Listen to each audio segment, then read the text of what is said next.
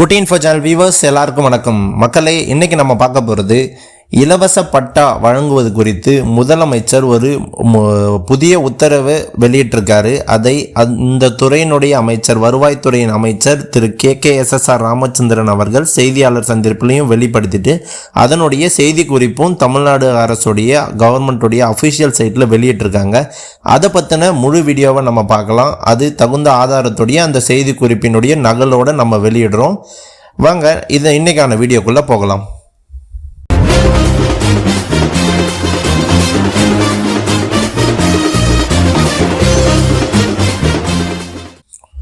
இப்போ பார்த்தீங்கன்னா இந்த செய்தி குறிப்பு எண் 8/10 பிப்ரவரி 2025 அன்று தான் இந்த செய்தி குறிப்பானது செய்தியாளர் சந்திப்பை KKSSR ராமச்சந்திரன் அவர்களும் அந்த துறையினுடைய செயலாளர் அவர்களும் சேர்ந்து இந்த செய்தியாளர் குறிப்பை வெளியிடுறாங்க. அந்த செய்தியாளரில் அவங்க அளித்த பேட்டியினுடைய நகலை நம்ம நேரடியாகவே வெளியிட்டிருக்கோம். இதை நான் உங்களுக்கு டிஸ்கிரிப்ஷன்லேயும் கொடுத்துட்றேன். நீங்கள் அதை டவுன்லோட் பண்ணி முழுமையாக படித்து கொள்ளுங்கள்.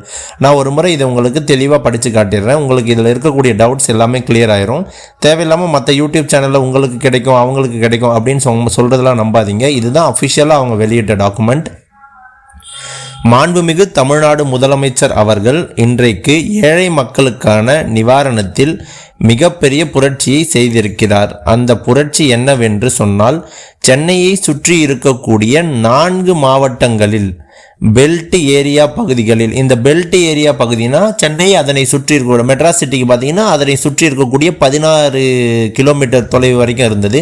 இது கிட்டத்தட்ட ஒரு 1963 அந்த 62 அந்த காலகட்டத்தில் தான் இந்த பெல்ட் ஏரியா அப்படிங்கிற சட்டத்தை கொண்டு வந்தாங்க. இது எதுக்குன்னா, நகர்ப்புறத்தை மேம்பாடு செய்வதற்காக. இங்கே நம்ம நார்மலாக ஒரு ஏரியாவில் இருக்கீங்கன்னா, மற்ற மாவட்டத்திலையோ மற்ற கிராமத்திலையோ நகராட்சியிலையோ இருக்கிறத விட சென்னை மாதிரியான இந்த பெல்ட் ஏரியாவுக்குள்ளே வரக்கூடிய பகுதிகள், எந்தெந்த இடத்தெல்லாம் பெல்ட் ஏரியா கண்ட்ரோலில் கொண்டு வந்தாங்களோ அந்த பகுதிகளில் ரூல்ஸ் ரொம்ப ஸ்ட்ரிக்டாக இருக்கும். ரொம்பவும் அவங்க அது கடினமான ஒரு விதிமுறைகளை ஃபாலோ பண்ணக்கூடிய இடமா தான் இருக்கும். ஸோ இந்த பெல்ட் ஏரியா பகுதிகளில் இருக்கக்கூடிய 32 கிலோமீட்டரில் குடியிருப்பவர்கள், ஆக்கிரமிப்பு செய்து நீண்ட நெடுங்காலமாக குடியிருப்பவர்கள் பட்டா பெற முடியாமல் சிரமப்படுவதும், அவர்களுக்கு வேண்டிய வசதிகள் செய்ய முடியாமல் இருப்பதும் நம்முடைய மாண்புமிகு முதலமைச்சர் அவர்களின் கவனத்திற்கு சென்றதின் விளைவாக இன்றைக்கு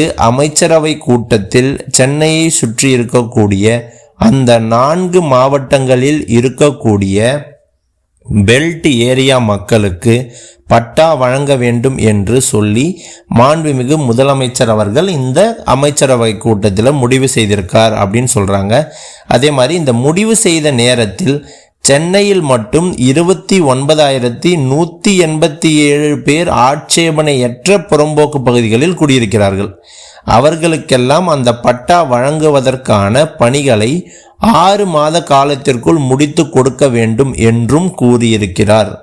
இது தெளிவாக உங்களுக்கு புரிஞ்சிச்சு. இவங்களாம் ஆட்சேபனை இல்லாத புறம்போக்கில் தான் இருக்காங்க. அதனால் இவங்களுக்கு அதுக்கு பட்டா கொடுக்க சொல்லி முதலமைச்சர் சொல்லிட்டார். அண்ட் இந்த பெல்ட் ஏரியா சட்டம் 1962 வந்தது.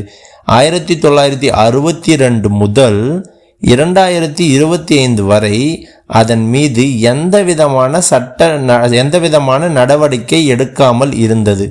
இன்றைக்கு முதலமைச்சர் அவர்கள் மிக தெளிவாக ஒரு முடிவெடுத்து 6 மாதத்திற்குள் பட்டா வழங்க வேண்டும் என்று ஆணையிட்டது மட்டுமல்லாமல், தெளிவாக புரிஞ்சுக்கோங்க, இது மட்டும் ஆணை இல்லாமல் இந்த சென்னை அதை சுற்றி இருக்க 4 மாவட்டத்துக்கு ஓகே. அடுத்து மாவட்ட அளவில் ஒரு குழுவும், சென்னையில் மாநில அளவில் ஒரு குழுவும் அமைத்து உடனடியாக அந்த பணிகளை துவங்கி 6 மாத காலத்திற்குள் முடிக்க வேண்டும் என்று உத்தரவிட்டு இருக்கிறார்கள்.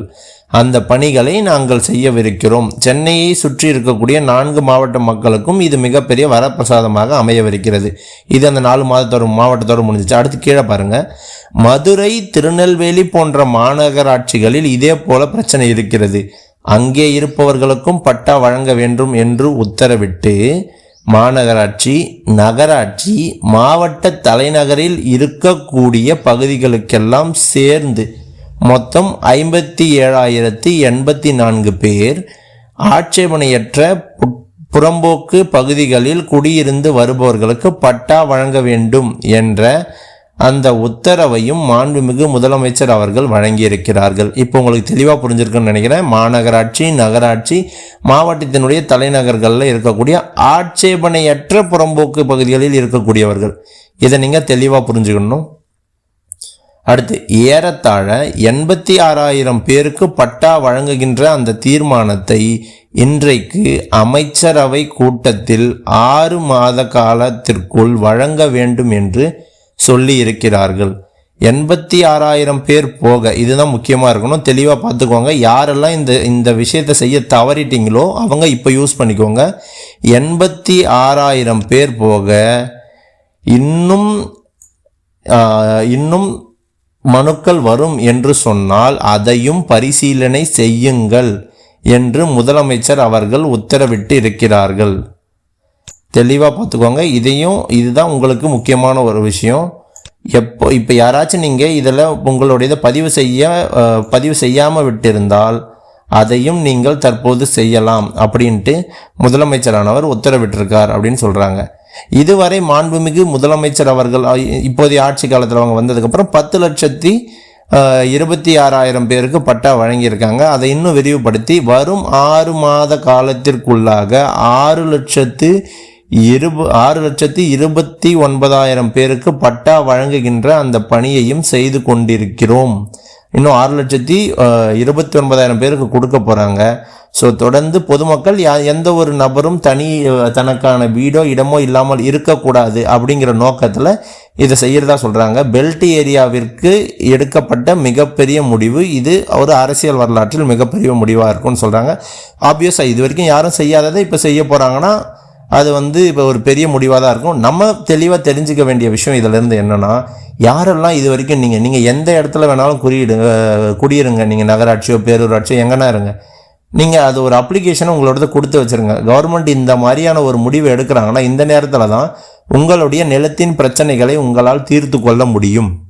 நீங்கள் அதனால் தயவுசெய்து இப்போ வரைக்கும் நீங்கள் விண்ணப்பிக்காமல் இருந்தாலும் இப்போவும் முறைப்படி போயிட்டு உங்களுடைய விஓக்கிட்டே இல்லை தாசில்தார்கிட்டே போயிட்டு முறைப்படி மனுவை கொடுத்து உங்களுடைய இடத்திற்கு பட்டா வேண்டி விண்ணப்பம் செய்யுங்கள்.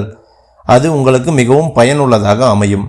ஸோ அவ்வளோதான் இன்றைக்கான வீடியோ நம்ம தெளிவாக பார்த்துட்டோம். இதில் முக்கியமாக நம்ம ஏன் ஒரு 2-3 டேஸ் கழிச்சு இந்த வீடியோ போகிறோம்னா, கரெக்டான இன்ஃபர்மேஷன் தெரிஞ்சுக்கணும். நிறைய பேர் ஃபேக்காக உங்கள் இடத்துக்கு பட்டா வேணுமா இதை பாருங்கள் அப்படின்ட்டுலாம் தம்ப்நெயில வச்சுட்டு உங்களை மிஸ்கைட் பண்ணுறாங்க. அந்த மாதிரி விஷயம் இருக்கக்கூடாது. நம்ம கரெக்டான ஆதாரத்தோடு வைக்கணுன்றதுக்காக கவர்மெண்ட்டுடைய டைரெக்டாக அந்த ப்ரெஸ் ரிலீஸ் பேப்பரை உங்களுக்கு நான் டவுன்லோட் பண்ணி அதில் இருக்கிறதே தெளிவாக படித்து காட்டிட்டேன். இது உங்களுக்கு தெளிவாக பிடிச்சிருக்குன்னு நினைக்கிறேன். இதில் சப்போஸ் டவுட் இருக்குது இல்லை இன்னும் உங்களுக்கு தெளிவாக புரியலை அப்படின்னா அந்த ப்ரெஸ் ரிலீஸோட காப்பியும் நான் உங்களுக்கு கீழே டிஸ்கிரிப்ஷனில் அட்டாச் பண்ணுறேன். அதை நீங்கள் மறக்காமல் டவுன்லோட் பண்ணிக்கோங்க. இது மட்டும் இல்லாமல் நீங்கள் இப்போ தான் நம்ம சேனலுக்கு வரீங்கன்னா மறக்காமல் நம்ம சேனலை சப்ஸ்கிரைப் பண்ணி இருக்கிற எல்லா வீடியோஸும் பார்த்துக்கோங்க.